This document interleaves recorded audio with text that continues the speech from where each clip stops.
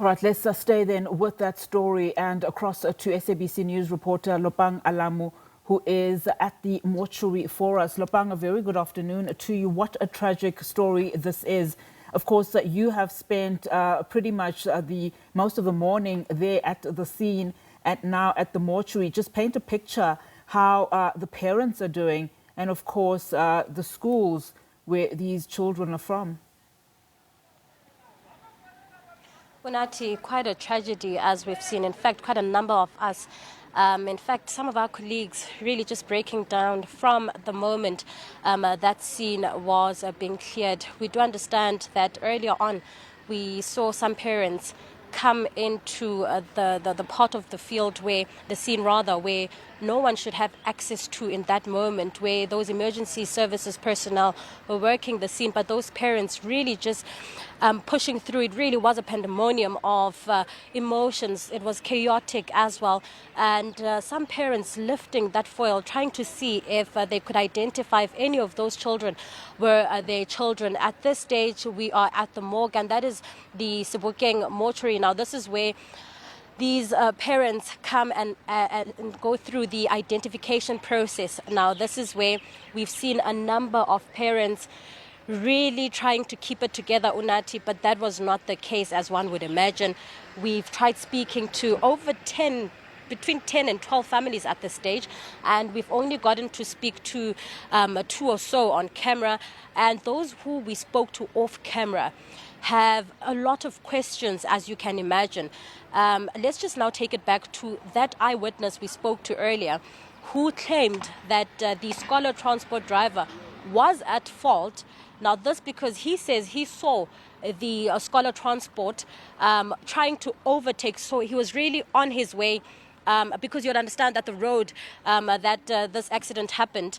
Now, this is a single lane going forth and another lane going in the opposite direction. Now, we understand that this is where the scholar transport was trying to overtake, and that is where he met that tipper truck that got into the vehicle. The vehicle, as many would have seen by now, that vehicle that was carrying those children, destroyed. There's nothing left of that vehicle. And speaking of the car, the driver has also been taken to hospital. We don't understand the condition of the driver at this stage, but we do understand from what we hear is that he sustained minor injuries. And we also do know at this stage that there's a family that had 2 children being transported in that scholar transport this morning. We also do know that one of those learners, a grade 8 learner, was starting their first day of school today. And in fact, this was the first time they'd be using that transport. Unfortunately, they did not make it to school. And I think for the most part at this stage, as the family tries to gather themselves, trying to find out what happened, it's really confusing, the reports, contradicting reports as to what transpired this morning, what led to this accident. And another question, it's a bone of contention at this stage, trying to figure out how many children were in that particular car. Now, we do understand at this stage from eyewitness accounts, from family members as well, is that transport might have been overloaded with children, because at this stage, 13 children have lost their lives, 5 more in hospital. And it seems as though that car could only carry up to 14 children. But we can only confirm that once those police investigations have been concluded. And speaking of police, we actually saw an entourage of police detectives, I'm assuming at this stage, get into the morgue. Now, this is where they've come to speak to the families, trying to get more information. And as things stand, some families are still locked in those discussions with healthcare practitioners at this stage. We know that a number of parents have been advised to seek psychological help. In fact, one family took the mother of one of the deceased to hospital. Now, that's because she really could not contain herself, and she was in a state of confusion and needed some sort of medical help at that stage. It's the shock from what transpired this morning. We also spoke to another family member who is an aunt of one of the deceased, and the mother of the child was traveling all the way from work.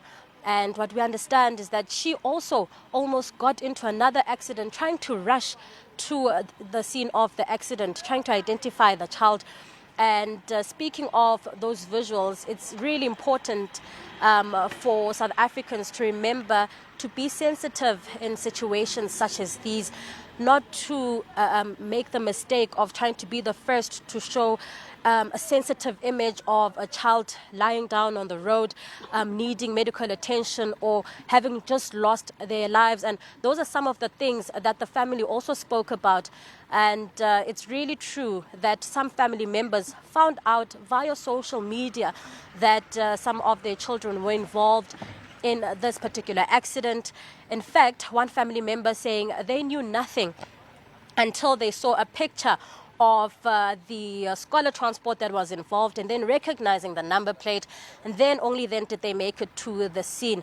And in such instances, it's really important that we remember rather to remain sensitive and really think for those who have been affected by the tragedy. But as things stand, Unathi, the families keep going in and out of the mortuary, as well as some officials from the Department of Health and media colleagues alike. At this stage, we do understand that the families are locked into some kind of discussion, and that the police we saw arriving here a few minutes ago are here to get more information. And quite another important factor in this particular story, where is the truck driver? Now, we understand that he had fled the scene because he's nowhere to be found at this stage. We've tried to really confirm with authorities on the whereabouts of the truck driver at this stage. But those details that I've just shared are just some of the things that we've gotten to understand until thus far, Unathi.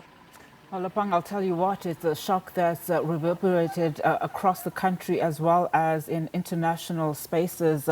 Quite tragic indeed. Lopang, thank you so much for that. I know how emotional that has been for a number of not only the people covering the stories, but first responders, as well as, of course, the families.